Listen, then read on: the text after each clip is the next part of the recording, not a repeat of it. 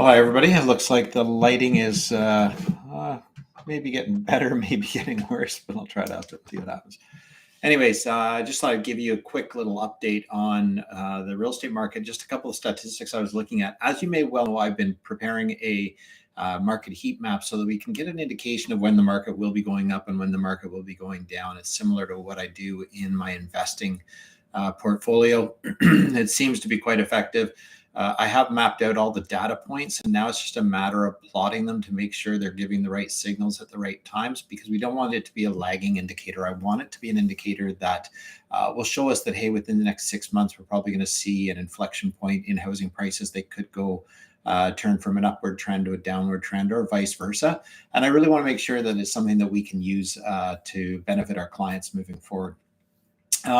Something that came up while I was doing the statistics that I wanted to talk quickly about was that I saw a study done. It was interesting. It was Stats Canada, and they said that home ownership has gone down percentage-wise since 2011. So I pulled up the data year by year, and I was interested to find out that, yeah, in 2011, the home ownership was 67.1, and in 2021, the home ownership was 66.5, which is slightly lower. However, the trend itself has been increasing, and that's something we're going to plot when we're doing our heat map. It's one of the criterion that we'll be using, because obviously as home ownership goes up, there's less buyers to buy the properties, and especially when properties are going up in value.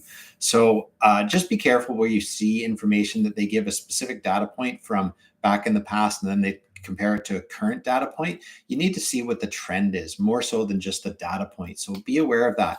Now, when I was looking at that, it was interesting because I went back and I looked at total inventory in actually Vancouver. And over this time, the total inventory in Vancouver has remained consistent.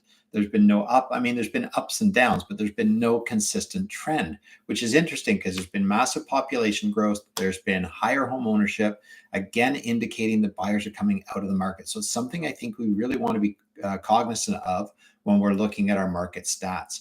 So that being said, I do want to give you something, a real market time type information, and that is that we are likely headed into a recession. I mean, I think there's pretty consistent evidence right now that that's where we're headed.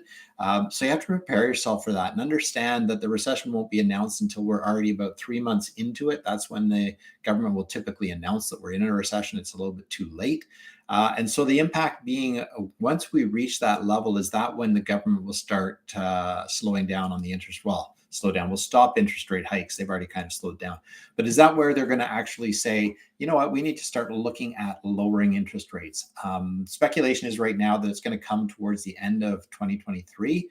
But then you worry that if there's been too much damage to the housing market, it may not be enough to stimulate the housing market. So right now we're sitting at 5% mortgages, and granted, interest rates are not the only criterion that is out there. You have to think a little bit further ahead than just interest rates. And that's why, again, we're creating the heat map.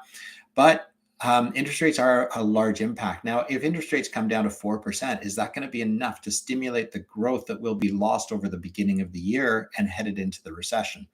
That's the sort of playing field we're dealing with right now. And it's something that I just wanted everybody to be aware of and consider moving ahead. I hope this little stream has been helpful for those of you that do tune in. I don't suspect there'll be many people tuning in yet, but hopefully as time goes by, we'll have a few people checking in to see how things are going. All the best to you guys in the new year. I hope you've been setting your goals. On a personal note, that's something that I do, and I've set out a goal setting plan that I think is exceptional. If anybody's into goal setting and they'd like to find out how I do mine, I'd be more than happy to share it with you. Hope all is well. Have a wonderful 2023, and we will be talking soon.